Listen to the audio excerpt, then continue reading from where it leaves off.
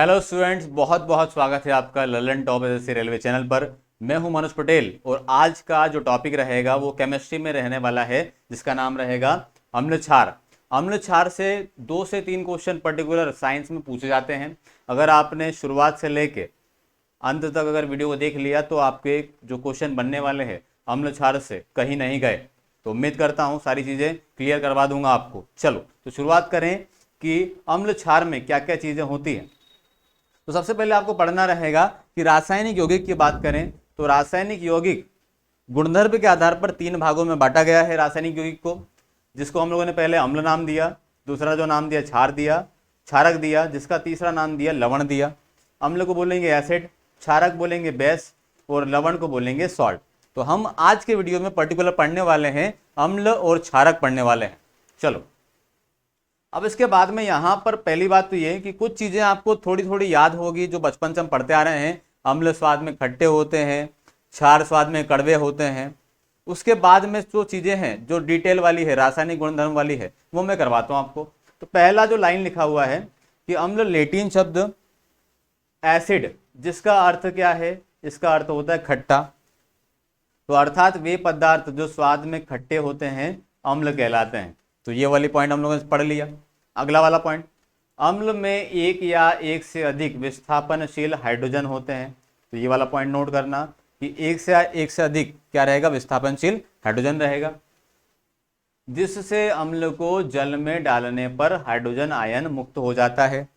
ध्यान दो, अगर आपने नाम सुना हो अम्ल का HCl की बात करें, अगला H2SO4 होता है, अगला HNO3 होता है, इस प्रकार से कई अम्ल होते हैं। तो यहाँ पर आप देख रहे होंगे कि हर अम्ल में हाइड्रोजन का एक ना एक अणु या एक ना एक परमाणु या तत्व क्या रहेगा, निश्चित अनुपात में होता ही होता है। तो यहाँ पर क्या बोलेंगे कि हमेशा मोस्टली जितने भी आपके अम्ल रहेंगे उसमें क्या रहेगा, हाइड्रोजन हमेशा रहेगा अधिकतर। अब इसके बाद में यहाँ पर बोला है अम्ल में एक या एक से अधिक विस्थापनशील हाइड्रोजन होते हैं, जिससे अम्ल को जल में डालने पर हाइड्रोजन आयन मुक्त हो जाता है। तो यहाँ पर हम याद करने वाले हैं कि अगर आपने अम्ल को, मतलब HCl अम्ल है, इसको अगर आपने पानी में डाला या जल में डाला तो क्या होगा, तो यहाँ पर क्या रहेगा, हाइड्रोजन आयन अलग हो जाएगा। तो यहाँ पर HCl को अगर आपने पानी में डाला तो क्या होगा, तो यहाँ पर पानी में डालने से H+ आयन क्या हो जाएगा, अलग हो जाएगा, और अगला वाला जो Cl- आयन क्या रहेगा, अलग आयन हो जाएगा। तो डेफिनेशन में एक डेफिनेशन ये भी होती है कि ऐसे पदार्थ जिनको जल में डालने पर H+ आयन मुक्त करते हैं अम्ल कहलाते हैं। ठीक है, और ये जो डेफिनेशन दी, ये डेफिनेशन किसने दी, तो ये वाली जो डेफिनेशन दी वो दी आहिरनियस ने। ठीक है, तो सीधे सीधे क्वेश्चन आता है कि बताइए आहिरनियस की परिभाषा के अनुसार अम्ल की डेफिनेशन बताओ। तो यहाँ पर भी बोल दिया कि ऐसे पदार्थ जो अम्ल में जल में डालने पर H+ आयन मुक्त करते हैं तो क्या कहलाएगा, वो अम्ल कहलाएगा। ये दी डेफिनेशन आहिरनियस ने। अब चलो पढ़ लेते हैं थोड़ी सी एक और चीज। अगर मैंने बोला H+ बोला, इसको मैंने H+ को मैंने बोला हाइड्रोजन आयन, इसको मैं क्या पढ़ता हूँ, इसको मैं पढ़ता हूँ हाइड्रोजन आयन। इसको हाइड्रोजन आयन क्यों पढ़ा मैंने, ध्यान देना। यहां अगर बात की जाए 1H1, हाइड्रोजन क्या होता है, 1H1 होता है। ये एक क्या है, ये परमाणु क्रमांक होता है। परमाणु क्रमांक मतलब नंबर ऑफ प्रोटॉन होता है। ये ऊपर वाला क्या रहेगा, ये रहेगा परमाणु भार रहेगा। ये रहेगा परमाणु भार बराबर number of proton plus number of neutron. ठीक है, तो यहां पर अगर बात की जाए कि बताइए कितने इलेक्ट्रॉन, कितने प्रोटॉन और कितने न्यूट्रॉन। ठीक है, तो यहाँ पर प्रोटॉन कितने, तो यहाँ पर प्रोटॉन ये कितना है, एक प्रोटॉन रहेगा, तो प्रोटॉन बराबर एक रहेगा। यहाँ पर एक चीज और ध्यान देना कि जितने प्रोटॉन रहेंगे उतने ही इलेक्ट्रॉन रहेंगे। प्रोटॉन बराबर इलेक्ट्रॉन रहता है किसी भी तत्व में। तो यहाँ पर प्रोटॉन बराबर एक है तो यहाँ पर इलेक्ट्रॉन बराबर कितना हो जाएगा, एक हो जाएगा। उम्मीद करता हूँ क्लियर हो गया होगा। अब देखो आगे, अब यहाँ पर P+N बराबर एक है, यहाँ पर केवल P बराबर एक है। ठीक है, तो यहाँ पर मैं बोलूंगा कि P+N बराबर एक। यहाँ पर मैंने P का मान रख दिया तो मैंने बोला P का मान एक है, तो यहाँ पर N बराबर कितना हो जाएगा, एक उधर चले जाएगा, माइनस पे चले जाएगा। तो मैंने बोला N बराबर हो गया 0। तो मैंने बोला प्रोटॉन बराबर 1, इलेक्ट्रॉन बराबर भी 1, और अगला वाला अगर पूछा जाए कि न्यूट्रॉन बराबर कितना हो जाएगा तो मैं बोलूंगा 0। तो किसी भी हाइड्रोजन तत्व में कितने इलेक्ट्रॉन, कितने प्रोटॉन, कितने न्यूट्रॉन, तो ये हमको पता चल गया। अब यहाँ पर ध्यान दो, इस तरीके से मैंने बोला H+ आयन, ये H+ का मतलब क्या होता है? इसका मतलब होता है कि ये जो तत्व है हाइड्रोजन तत्व, इसने क्या किया है, इसने इलेक्ट्रॉन का दान किया है। जितने प्लस रहेंगे उतना दान देगा, और अगर यहाँ पे Cl- लिखा हुआ है तो जितने माइनस रहेंगे उतना इलेक्ट्रॉन क्या करेगा, ग्रहण करेगा। ये चीज भूलना नहीं है। अब मैंने बोला H+ की बात करो तो इसने क्या कर दिया, 1 इलेक्ट्रॉन का दान कर दिया। मैंने पूछा आपसे कि बताइए पहले कितने इलेक्ट्रॉन थे, तो आप बोलेंगे कि पहले भाई साहब 1 इलेक्ट्रॉन था, 1 इलेक्ट्रॉन का दान दे दिया, तो बचे कितने? तो हम बोलेंगे कि 0 बचे। प्रोटॉन का कुछ चेंज नहीं हुआ है तो प्रोटॉन बराबर 1 रहेगा। न्यूट्रॉन पहले से 0 था तो ये कितना हो गया, 0 हो गया। तो हम लोगों ने बोला हाइड्रोजन आयन की बात करें तो यहाँ पर बचा क्या, तो यहाँ ओनली ऑन बचा क्या, प्रोटॉन बराबर 1 बचा। तो यहाँ पर क्या बचा, तो मैंने बोला हाइड्रोजन आयन का मतलब होता है जिसके अंदर क्या हो, 1 प्रोटॉन हो। क्या होना चाहिए, 1 प्रोटॉन होना चाहिए। अब आओ पिछले वाली स्लाइड पे, मैं क्या बताना चाह रहा हूं आपको। तो यहाँ पर परिभाषा में बोला अम्ल को जल में डालने पर H+ आयन देता है, ये बोला आयरनेस ने बोला। इसके बाद में 2 वैज्ञानिक और आए जिनका नाम है ब्रॉस्टेड और लोरी। तो उन्होंने बोला अम्ल को जल में डालने पर प्रोटॉन आयन देते हैं। तो मैंने अभी थोड़ी देर पहले क्लियर करवाया कि जहां पर भी H+ है इसका मतलब क्या है, उसके अंदर क्या है, केवल और केवल, और केवल और केवल उसके अंदर प्रोटॉन है। तो यहां पर या तो आप बोल लो H+ आयन मुक्त करता है, या इसी को दूसरे शब्द में बोल दो कि प्रोटॉन आयन मुक्त करता है। तो ये दोनों चीजें एक ही है, बस शब्द अलग है। तो ये आहिर्नियस की डेफिनेशन में H+ आएगा, ब्रोस्टेड और लॉरी की डेफिनेशन में क्या आएगा, प्रोटॉन आएगा। नंबर 1 पे 1 वैज्ञानिक, नंबर 2 पे 2 वैज्ञानिक, इस तरीके से रिलेट कर लेना इसको। आगे बढ़े, अम्ल मिथाइल ऑरेंज व नीले लिटमस को लाल कर देता है। ठीक है, अब पता है यहां पर दिक्कत क्या होती है, जो स्टूडेंट याद करते हैं नीला याद करेंगे या फिर क्षार में कुछ और याद करेंगे, अम्ल में ल आखिरी आ रहा है तो नीला या लाल आएगा। तो यहां पर आपको इतना ज्यादा दिमाग नहीं लगाना है, आपको सीधे याद करना है कि यहां पर अम्ल की बात करें तो अम्ल को इंग्लिश में बोलते हैं एसिड। ठीक है, आपको पता है एसिड कितना खतरनाक होता है। ठीक है, तो अम्ल कहीं पर भी गिरेगा या बॉडी पर भी गिरा तो क्या कर देगा, अम्ल अम्ल हमेशा लाल कर देगा। आया कि नहीं आया, अम्ल को क्या कर देगा, हमेशा लाल कर देगा। तो हम एक पॉइंट याद करेंगे, सारी चीजें याद हो जाएगी। तो अगर या बात की जाए मिथाइल ऑरेंज की बात की जाए या नीले लिटमस की बात की जाए, तो अम्ल क्या करेगा भाई साहब बताओ, तो अम्ल क्या कर देगा, लाल कर देगा। इस तरीके से रिलेट कर लेना। अब अम्ल याद कर लिया आप लोगों ने, ठीक है, अब अम्ल याद कर लिया तो क्षार क्या हो जाएगा, उसका विपरीत हो जाएगा क्षार। तो क्षार क्या करेगा, क्षार करेगा लाल लिटमस को नीला करेगा। ठीक है, आगे पढ़ेंगे। अब इसके बाद में अगला वाला पॉइंट, अम्ल का पीएच मान 7 से कम होता है। हमने पीएच वैल्यू पढ़ी होगी, ठीक है, पीएच वैल्यू पढ़ी होगी। पीएच वैल्यू की बात करें तो यहां पर क्या होता है, तो यहां पर ध्यान दो, पीएच का जो स्केल होता है वो 0 से लेकर 14 तक होता है। 0 से 7 अलग होता है, 7 से 14 अलग होता है। तो 0 से लेकर 7 में अगर पदार्थ रहेगा तो वो रहेगा अम्लीय रहेगा पीएच। 0 से 7 तक पीएच आया तो अम्लीय पदार्थ रहेगा, और पीएच का मान 7 से लेकर 14 तक आया तो वो रहेगा क्षारीय। इसको मैं डिटेल में बताऊंगा बाद में। चलो आगे बढ़ें। अब यहां पर थोड़ा सा और चीजें क्लियर कर दूं मैं, ठीक है। अब यहां पर बोला गया HCl आयन आपने डाला पानी में, जल में डाला, H+ आयन अलग हो गया, Cl- अलग हो गया। HCl को जल में डालने पर H+ आयन अलग हो जाता है, Cl- आयन अलग हो जाता है।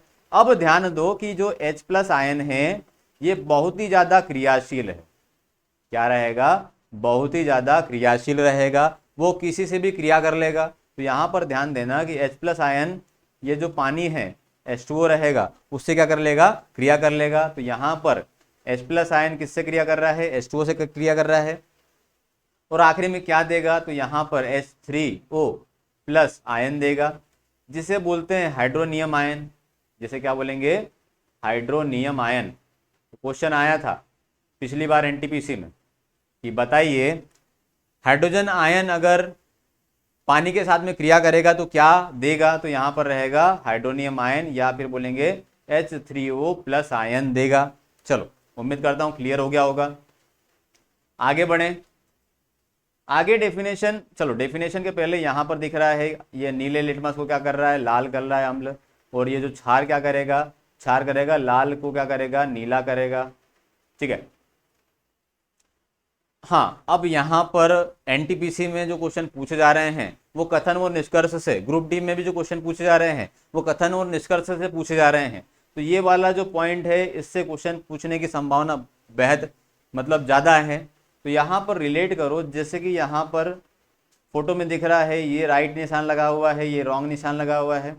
एसिड टू वाटर, तो ये मैंने बोला ये पानी है और यहाँ पर ये अम्ल है। तो यहाँ पर पानी के अंदर अम्ल को डाल सकते हैं, आया कि नहीं आया, पानी के अंदर अम्ल को डाल सकते हैं।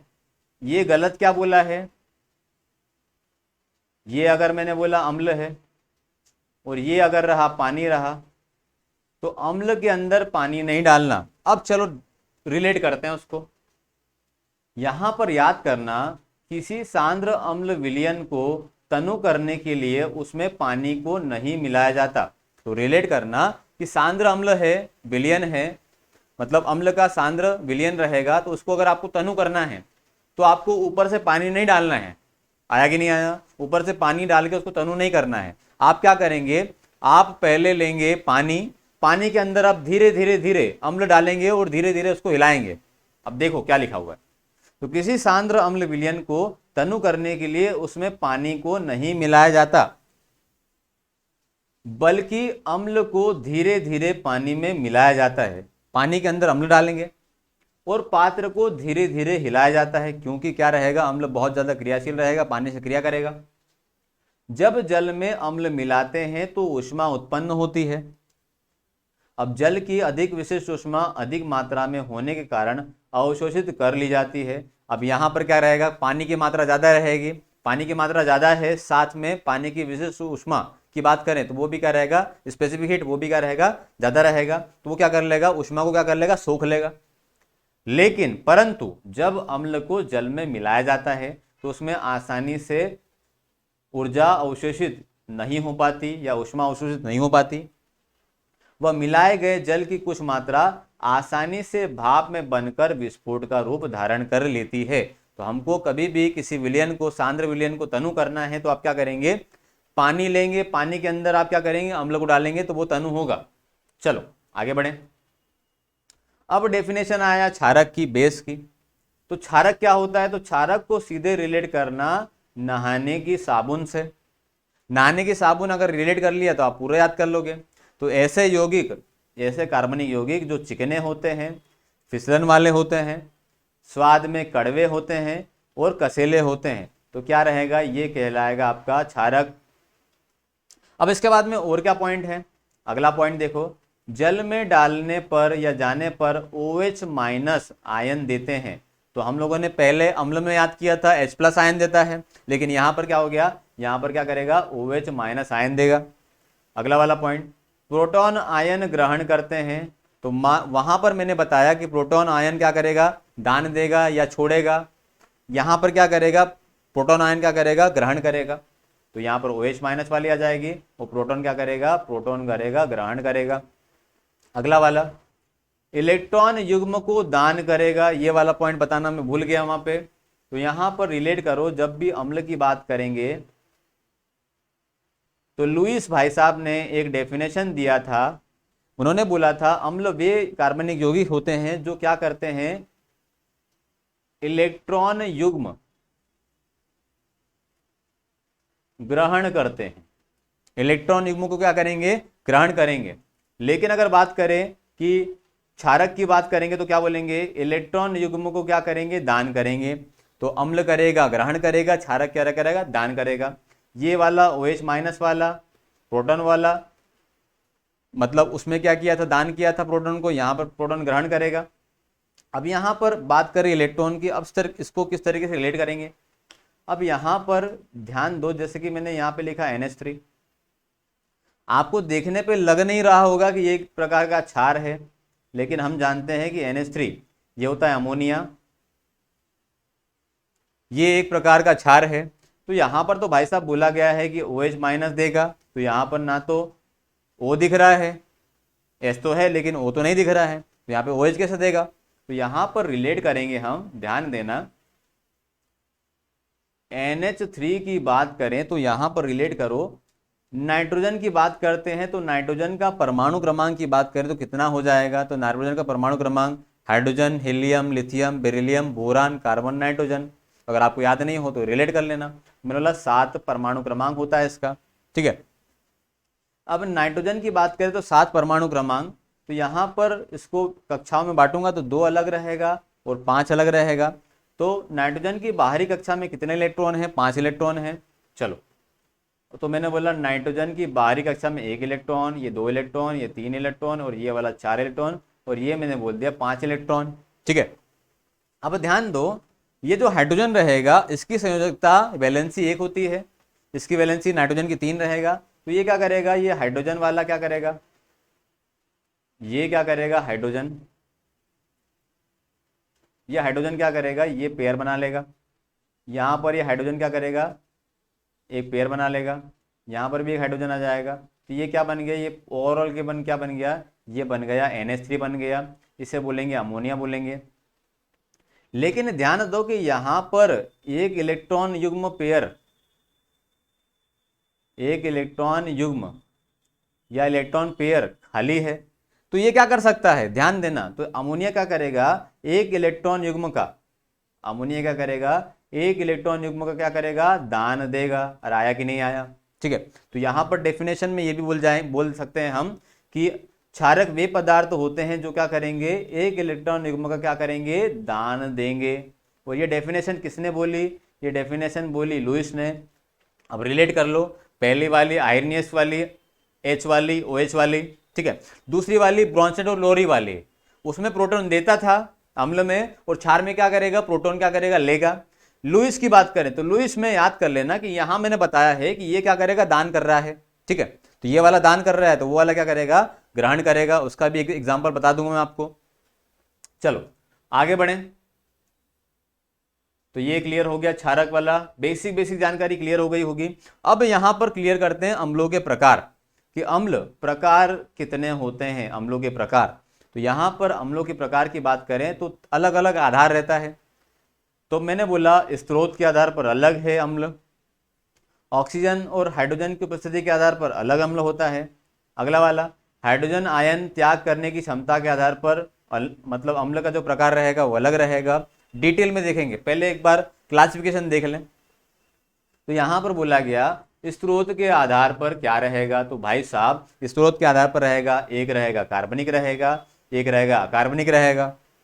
अगला वाला ऑक्सीजन और हाइड्रोजन की उपस्थिति के आधार पर बात करें तो एक रहेगा ऑक्सी अम्ल रहेगा, दूसरा वाला रहेगा हाइड्रो अम्ल रहेगा। हाइड्रोजन आयन त्याग करने की क्षमता के आधार पर एक रहेगा प्रबल अम्ल रहेगा, दूसरा वाला रहेगा दुर्बल अम्ल। तो ये हम लोगों ने थोड़ा थोड़ा देख लिया ऊपर ऊपर। अब थोड़ा डिटेल में जाते हैं। तो पहला वाला कार्बनिक यौगिक कार्बनिक अम्ल की बात करें तो यहां पर लिखा है कार्बनिक अम्ल। तो हमको पता है कि पहला वाला जो पॉइंट रहेगा कि क्या बोल सकते हैं इसमें, पॉइंट में क्या बोलेंगे कि पहला वाला स्रोत के आधार पर, तो क्या बोलेंगे, स्रोत के आधार पर हम लोगों ने कार्बनिक अम्ल पहला वाला रहेगा, दूसरा वाला रहेगा अकार्बनिक वाला रहेगा। कार्बनिक की बात करें तो यहां पर रिलेट करेंगे प्राकृतिक स्रोत से मिले पौधे एवं जंतु। तो कार्बनिक अम्ल ऐसे अम्ल रहेंगे जो क्या हो जाएंगे, पौधे या जंतु से मिलेंगे या फिर प्राकृतिक रूप से मिलेंगे। दूसरा पॉइंट डेफिनेशन का ये रहेगा जिसमें कार्बन होगा वो क्या कहलाएगा, कार्बनिक कहलाएगा। अकार्बनिक की बात करें तो क्या रहेगा, जिसमें कार्बन नहीं होगा। तो यहां पर ये जो अम्ल रहेंगे इसको पहचानना मुश्किल नहीं रहेगा। क्यों मुश्किल नहीं रहेगा, आपको डेफिनेशन समझ में आती है नाम से। कार्बनिक अम्ल मतलब क्या रहेगा, कार्बन रहेगा तो कार्बनिक रहेगा। अकार्बनिक की बात करेंगे तो क्या बोलेंगे, कार्बन नहीं रहेगा। अब कार्बनिक के साथ में आपको एक चीज और जोड़ना है, कौन सी वाली? प्राकृतिक स्रोत से मिले जितने भी अम्ल रहेंगे वो किस प्रकार के रहेंगे? वो रहेंगे कार्बनिक अम्ल रहेंगे। तो यहां पर धीरे धीरे सबको क्लियर करते हैं। तो पहला वाला जो अम्ल रहेगा, कार्बनिक रहेगा, वो रहेगा लैक्टिक अम्ल रहेगा, एसिडिक अम्ल रहेगा, फॉर्मिक अम्ल रहेगा, सिट्रिक अम्ल, ऑक्जेलिक अम्ल, ब्यूट्रिक अम्ल। ये एक प्रकार के कार्बनिक अम्ल हैं जो पौधे या जंतु से मिलते हैं। लैक्टिक अम्ल को कहां से प्राप्त करते हैं? तो ये क्वेश्चन आता है कि दूध में कौन सा अम्ल होगा, तो हम रिलेट करेंगे सीधे सीधे, दूध में क्या रहेगा? लैक्टिक अम्ल होगा। अगला वाला सिरका, विनेगर बोलते हैं जिसको, सिरका में कौन सा अम्ल होगा? सिरके में होगा एसिडिक अम्ल रहेगा। अगला चींटी के डंक में कौन सा अम्ल होगा? इसके अंदर रहेगा फॉर्मिक अम्ल, फॉर्मिक एसिड रहेगा। अब पिछली बार जो एनटीपीसी का एग्जाम हुआ था उसमें क्वेश्चन में पूछा गया था सॉरी, तो क्वेश्चन में पूछा गया था कि बताइए चींटी के डंक में कौन सा अम्ल पाया जाता है। तो वहां पर क्वेश्चन मतलब ऑप्शन में क्या था? फॉर्मिक एसिड नहीं था। अगर फॉर्मिक एसिड ऑप्शन में नहीं रहेगा तो ऑप्शन में ये रहेगा मेथनोइक एसिड। तो यहां पर एक ऑप्शन ये था। तो याद करो कि फॉर्मिक एसिड बोले या फिर बोले मेथनोइक एसिड, तो यहां पर क्या रहेगा? चींटी का डंक रहेगा। सिरका की बात करें तो यहां रहेगा एसिडिक अम्ल या फिर इसको बोलेंगे एथेनोइक एसिड। अगला खट्टे फलों में, सिट्रिक फूड में क्या रहेगा? सिट्रिक अम्ल रहेगा, याद कर लेना आप। पालक और टमाटर में क्या रहेगा? ऑक्जेलिक अम्ल रहेगा। पालक और टमाटर में क्या रहेगा? ऑक्जेलिक अम्ल रहेगा। ब्यूट्रिक अम्ल, बटर, दूध में क्या रहेगा? मक्खन, बटर में क्या रहेगा? ब्यूट्रिक अम्ल रहेगा। दूध की बात करें तो लैक्टिक एसिड रहेगा, लेकिन बटर की बात करें तो क्या रहेगा? ब्यूट्रिक अम्ल। चलो, दूध में लैक्टिक अम्ल, सिरके में एसिडिक अम्ल, चींटी के डंक में फॉर्मिक एसिड या फिर मेथनोइक एसिड, सिरका मतलब एथेनोइक एसिड, खट्टे फल में खट्टे फल में सिट्रिक अम्ल रहेगा, पालक टमाटर में रहेगा ऑक्जेलिक अम्ल रहेगा, बटर या दूध में रहेगा ब्यूटिक अम्ल रहेगा। तो ये क्लियर हो गया। यहाँ पर इमली पूछा जाता है, इमली में कौन सा अम्ल होगा? कमेंट करिए इमली में कौन सा अम्ल रहेगा? अकार्बनिक, इसमें कार्बन नहीं होता। एग्जाम्पल, सीधी सी बात रहेगा, सीधे उसमें कार्बन नहीं रहेगा। तो यहाँ पर बोला HCl है, HNO3 है, H3PO4 है, अगला वाला H2SO4 है, अगला वाला H3BO3 है। ठीक है, तो ये सारे के सारे जिसमें कार्बन नहीं होगा एक प्रकार के क्या कहलाएंगे? अकार्बनिक अम्ल कहलाएंगे। HCl मतलब हाइड्रोक्लोरिक अम्ल, HNO3 मतलब नाइट्रिक अम्ल, H3PO4 मतलब क्या रहेगा? फास्फोरिक अम्ल रहेगा, H2SO4 मतलब सल्फ्यूरिक अम्ल रहेगा, और H3BO3 ये रहेगा बोरिक अम्ल, बोरिक एसिड बोलते हैं इसको। चलो, तो यहां पर कार्बनिक अम्ल अकार्बनिक अम्ल को पहचानना मुश्किल नहीं है। जिसमें कार्बन होगा कार्बनिक कहलाएगा, जिसमें कार्बन नहीं होगा अकार्बनिक कहलाएगा। प्राकृतिक और सारे के सारे पौधे जंतु से प्राप्त होने वाले वो आएंगे कैटेगरी में प्राकृतिक वाले के। चलो, सारी चीजें मैं यहीं पे क्लियर करवाते जा रहा हूं। अब इसके बाद में यहां पर देखो, एक है हाइड्रोजन और ऑक्सीजन की उपस्थिति के आधार पर ऑक्सी अम्ल रहेगा और एक रहेगा आपका हाइड्रा अम्ल। तो यहां पर पहला शब्द दिया है ऑक्सी अम्ल। तो हाइड्रोजन और ऑक्सीजन के साथ एक अन्य तत्व और होगा तो क्या कहलाएगा? वो ऑक्सी अम्ल कहलाएगा। तो यहां पर डेफिनेशन याद कर लेना, कोई दिक्कत आने नहीं वाली है। ठीक है, तो यहां पर बोला है ऑक्सी अम्ल जो रहेगा उसमें क्या रहेगा? उसमें हाइड्रोजन भी रहेगा, साथ में ऑक्सीजन भी रहेगा, और साथ में एक अन्य तत्व भी रहेगा। क्या रहेगा? अन्य तत्व भी रहेगा। आया कि नहीं आया? तो हाइड्रोजन साथ में ऑक्सीजन रहेगा, साथ में अन्य तत्व रहेगा, तो ऑक्सी अम्ल कहलाएगा। डेफिनेशन याद कर ली हम लोगों ने। अगला वाला हाइड्रा अम्ल क्या होता है? इस पे डेफिनेशन पे थोड़ा गौर करना कि हाइड्रा अम्ल क्या होता है। तो हाइड्रोजन के साथ ऑक्सीजन नहीं होता तथा एक हेलोजन होता है। तो यहां पर हाइड्रा में ऑक्सीजन नहीं होता, याद कर लेना, ऑक्सीजन नहीं होता। क्या होता है तो फिर भैया? उसमें होता है हेलोजन। क्या होता है? हेलोजन होता है। तो भाई साहब हेलोजन होता क्या है? तो हम लोगों ने पढ़ा था, आवर्त सारणी की बात करें, आवर्त सारणी की बात करेंगे अगर, तो वहां पर हमने देखा आवर्त सारणी में 17वां वर्ग क्या कहलाता है? तो 17वां वर्ग कहलाता है हेलोजन समूह कहलाएगा। उसमें कौन कौन सी धातु रहेगी, तो यहां पर हम रिलेट करेंगे कि यहां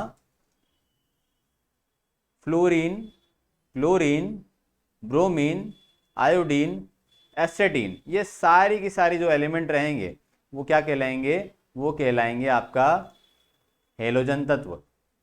क्या बोलेंगे इसको, हेलोजन तत्व। तो याद कर लेना, HCl हाइड्रोक्लोरिक अम्ल, ये हाइड्रोजन है, और यहाँ पर हेलोजन है, ये हाइड्रोजन है, हेलोजन है, हाइड्रोजन रहेगा, हेलोजन रहेगा, हाइड्रोजन रहेगा, फ्लोराइड रहेगा, हाइड्रोजन रहेगा, ये हेलोजन रहेगा। ठीक है, तो यहाँ पर याद करो, हाइड्रोक्लोरिक अम्ल, hydrogen bromide, hydrogen cyanide, hydrogen fluoride, hydrogen iodide, ये सारे के सारे जो रहेंगे एक प्रकार के क्या रहेंगे, हाइड्रा अम्ल। तो हम लोगों ने याद कर लिया कि ऑक्सीजन और हाइड्रोजन की उपस्थिति के आधार पर दो प्रकार रहेंगे, एक रहेगा ऑक्सी अम्ल रहेगा, दूसरा वाला रहेगा हाइड्रा अम्ल रहेगा। ऑक्सी में क्या होगा, ऑक्सी में ऑक्सीजन और हाइड्रोजन तो होगा ही होगा, साथ में एक अन्य तत्व भी होगा। मैंने बोल दिया नाइट्रिक अम्ल बोल दिया, HNO3 हो गया, H3PO4 हो गया, फास्फोरिक अम्ल हो गया। इसके बाद में दूसरा वाला जो रहेगा हाइड्रा अम्ल की बात करें, उसमें क्या रहेगा, तो हाइड्रा में भाई साहब रहेगा हेलोजन, ऑक्सीजन की बजाय क्या हो जाएगा, हेलोजन। तो यहां पर याद कर लेना कि जहां पर ऑक्सीजन था उसकी स्थान किसने ले लिया, उसका स्थान ले लिया हेलोजन ने। तो इस तरीके से आप रिलेट कर लेना, सारी चीजें याद हो जाएगी। आपके सामने अगर ऑप्शन में दे दिया तो आप इजीली जान लेंगे, लेकिन पहले आपको हेलोजन तत्व नाम याद होना चाहिए। तो आप रिलेट कर लेना पहले से। अब इसके बाद में ध्यान दो, हेलोजन तत्व कौन कौन से रहेंगे, तो मैंने बोला फ्लोरीन, क्लोरीन, ब्रोमीन, आयोडीन, एस्टेटीन, तो ये सारे के सारे हेलोजन तत्व रहेंगे। आगे बढ़े, अगला है प्रबल अम्ल और दुर्बल अम्ल।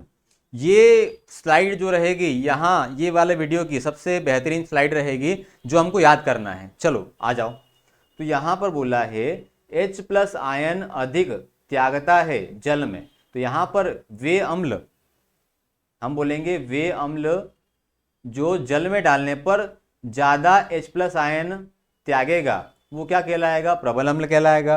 इसका उल्टा क्या बोलेंगे, इसका उल्टा बोलेंगे दुर्बल अम्ल।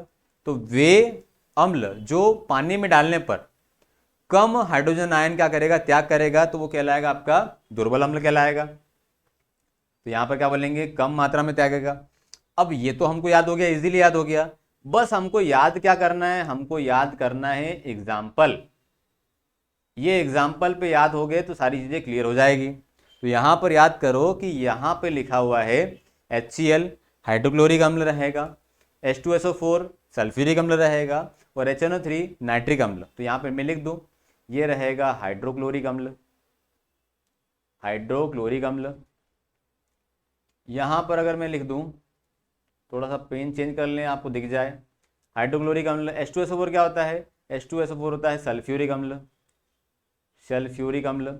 HNO3 क्या होता है, ये होता है नाइट्रिक अम्ल। तो यहाँ पर इनको याद कर लो जल्दी जल्दी, हाइड्रोक्लोरिक अम्ल बोले, सल्फ्यूरिक अम्ल बोले, या फिर बोले नाइट्रिक अम्ल, ये एक प्रकार के प्रबल अम्ल रहेगा।